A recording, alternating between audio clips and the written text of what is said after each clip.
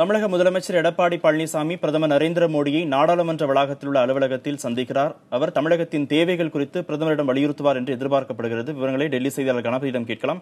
கணபதி, எத்தனை மணிக்கு இந்த சந்திப்பு நடைபெறுகிறது? என்ன மாதிரியான விஷயங்கள் ஆலோசிக்கப்பட வாய்ப்பு இருக்கிறது? தற்போது நாம் பேசிக் கொண்டிருக்கும் இந்த நேரத்திலே தமிழக முதல்வர் எடப்பாடி பழனிசாமி அவர்களும் மக்களவை துணை சபாநாயகர் தம்பிதுரை அவர்களும் பிரதமர் அலுவலகத்திலே காத்துக் கொண்டிருக்கிறார்கள். நாடாளுமன்ற வளாகத்தில் உள்ள பிரதமர் அலுவலகத்துக்கு சற்று முன் அவர்கள் வந்தார்கள். பிரதமர் இன்னும் இங்கே வரவில்லை என்பதால் அவருக்காக காத்திருக்கிறார்கள். அவரை சந்தித்து பல்வேறு விஷயங்களை விவாதிக்க இருக்கிறார்கள்.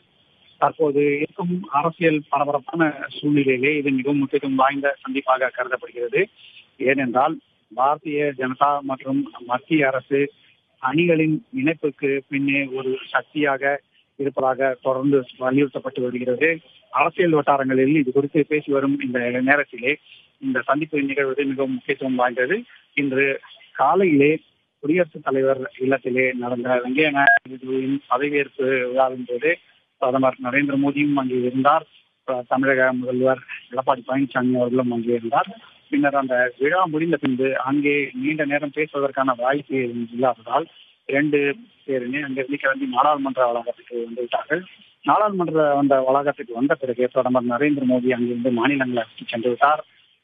தமிழக முதல்வர் எடப்பாடி பழனிசாமி அவர்கள் துணை சபாநாயகரின் அலுவலகத்திலே காத்திருந்தார். பின்னர் 11:25 மணிக்கு அங்கிருந்து கிளம்பி பிரதமர் அலுவலகத்துக்கு வந்தார். நாடாளுமன்ற வளாகத்திலே உள்ள பிரதமர் அலுவலகத்தில் தான் அவர் தற்போது இருக்கிறார். சிறிது நேரத்தில் பிரதமர் வந்து விடுவார் என்றும் அதன் பிறகு அரசியல் முக்கியத்துவம் வாய்ந்த பல ஆலோசனைகள் நடைபெறும் என்பதும் தெரிகிறது. இன்றே பிரதமர் ஓ பன்னீர்செல்வத்தையும் சந்திக்கலாம் என்று சொல்லப்பட்டு வருகிறது. அதற்கான நேரம் சந்திப்பதற்கான ஆலோசனைகள் தற்போது நடைபெற்று வருகின்றன.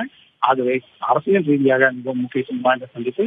அதே நேரத்திலே தமிழகத்துக்கு நீட்டிலிருந்து விலக்கு அளிக்க வேண்டும் உள்ளிட்ட பல்வேறு முக்கிய கோரிக்கைகள் குறித்து வலியுறுத்துவதற்கும் இது ஒரு முக்கிய வாய்ப்பாக அமைகிறது. நீட் தேர்வு உள்ளிட்ட விவகாரங்கள் குறித்து பிரதமரிடம் முதல்வர் வலியுறுத்த இருப்பதாக தெரிவிச்சிருக்கிறீங்க. நீட் தேர்வு ரத்து செய்யப்படுவதற்கான வாய்ப்புகள் எந்த அளவுக்கு இருக்குது? ஏற்கனவே நடந்த நீட் தேர்வு ரத்து செய்யப்படாது என்று உச்சநீதிமன்றம் நேற்று உத்தரவிட்டு விட்டது. ஆகவே அதற்கான வாய்ப்பு எதுவும் இருப்பதாக தெரியவில்லை. ஆனால் 1 வருடத்துக்கு மட்டுமாவது தமிழகத்துக்கு நீட்டிலிருந்து விலக்கு அளிக்க வேண்டும். நீட் தேர்வு முறை அல்லாமல் தமிழக அரசு கலந்தாய்வு மூலமாக மாணவர் சேர்க்கையை நடத்துவதற்கான வாய்ப்பு வேண்டும் என்பதற்காகவே தற்போது தொடர்ந்து தமிழக அரசு முயற்சி செய்து வருகிறது.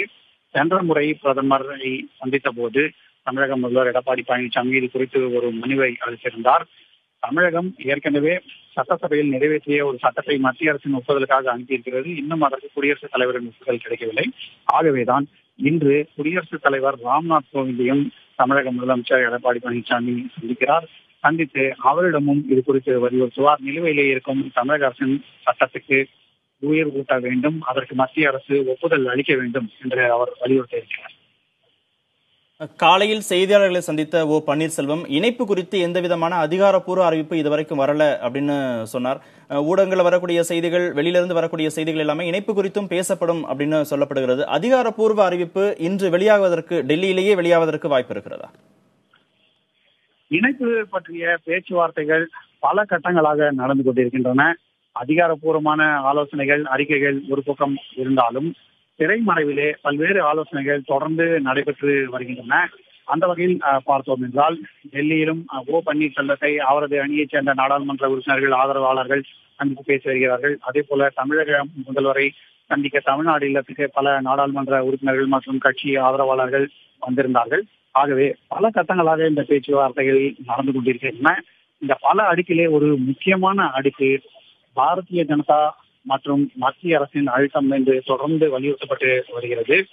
இரு அணிகளும் ஒன்று சேர வேண்டும் என்று நேரடியாக சொல்லாவிட்டாலும் தமிழகத்துக்கு ஒரு வலுவான அரசு அமைய வேண்டும் என்பதை பல பாரதிய ஜனதா கட்சி தலைவர்கள் தொடர்ந்து வலியுறுத்தி இருக்கிறார்கள். குறிப்பாக வெங்கையா நாயுடு மத்திய அமைச்சராக இருந்தபோதே தமிழக அரசு பலவீனப்பட்டுவிடக் கூடாது, வலுவாக இருக்க வேண்டும், அணிகள் ஒன்று சேர வேண்டும், ஒரு வலுவான அரசு தமிழகத்துக்கு இருக்க வேண்டும் தான் என்பதுதான் எங்களுடைய விருப்பம் என்பதை தொடர்ந்து வலியுறுத்தி வந்தார். அந்த வகையிலே இன்று முதல்வர் பழனிசாமி அவர்கள் வெங்கையா நாயுடுவும் சந்திக்கிறார். குடியரசுத் தலைவராக அவர் பதவியேற்ற பிறகு நடைபெற இருக்கும் இந்த முதல் சந்திப்பிலே அதிமுக நாடாளுமன்ற உறுப்பினர்களும் தமிழக முதல்வருடன் இருப்பார்.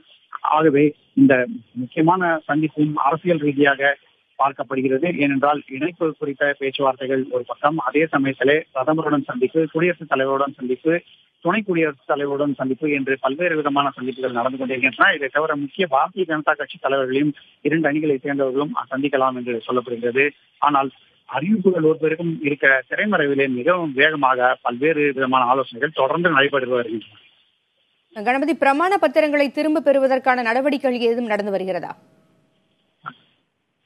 இன்று ஓபிஎஸ் அணியை சேர்ந்தவர்கள் தேர்தல் ஆணையத்திடம் நாங்கள் எங்களுடைய நிலுவையில் இருக்கும் மனு தொடர்பாக சந்தித்து மூத்த அதிகாரிகளிடம் பேசுவதற்கு வாய்ப்பு வேண்டும் என்று கேட்டிருக்கிறார்கள். தலைமை தேர்தல் ஆணையர் மற்றும் தேர்தல் ஆணையர் இருவரையும் சந்திக்க வேண்டும் என்றும் அவர்கள் கோரிக்கை அளித்திருக்கிறார்கள். விரைவிலேயே அதற்கு நேரம் கிடைக்கும் என்றும், அந்த சமயத்திலே இரட்டை இலை சின்னம் குறித்த சர்ச்சை ஒரு பக்கம் இருக்க, சசிகலா பொதுச் செயலாளராக நியமிக்கப்பட்டது செல்லாது என்று ஏற்கனவே தேர்தல் ஆணையத்தின் நிலுவையில் இருக்கும் மனுவின் மீதான விசாரணை விரைவாக நடைபெற வேண்டும். அந்த விசாரணையிலே ஏற்கனவே பலரும் கோரியிருப்பது போல அந்த நியமனம் சட்டத்திற்கு புறம்பானது என்று முடிவாகிவிட்டால், தேர்தல் ஆணையம் அதை ஏற்றுக்கொள்ளாவிட்டால் பல்வேறு பிரச்சனைகளுக்கு விரைவாக தீர்வு கிடைத்துவிடும் என்றும் ஒரு சாரர் நம்புகிறார்கள். ஆகவேதான் அதற்காக தொடர்ந்து வலியுறுத்த வேண்டும் என்பதற்காக தேர்தல் ஆணைய இந்த முயற்சிகளை மேற்கொண்டு வருகிறார்கள். ஒருவேளை தேர்தல் ஆணையத்திடமிருந்து அப்படி ஒரு உத்தரவு கிடைத்துவிட்டால் அதன் பிறகு பிரமாண பத்திரங்களை திரும்ப வாங்குவது, மற்ற வழக்குகளை சமரசமாக முடித்துக் கொள்வது குறித்த பல்வேறு ஆலோசனைகள் வெகு விரைவாக நடைபெற வாய்ப்பிருக்கிறது. அரசியல் முக்கியத்துவம் வாய்ந்ததாக இந்த சந்திப்பு கருதப்பட்டாலும் தமிழகத்தினுடைய தேவைகளும் சொல்லப்படும் என்கின்ற தகவலும் இருக்கிறது. குறிப்பாக நீட் தேர்வு உள்ளிட்ட விவகாரங்கள் குறித்து பேச இருக்கின்றார்கள் என்று சொன்னீங்க. அதே போல டெல்லியில் போராடி கொண்டிருக்கக்கூடிய தமிழக விவசாயிகள் குறித்து முதல்வர் எடப்பாடி பழனிசாமி பிரதமரிடம் ஏதாவது பேச வாய்ப்பு இருக்கிறதா?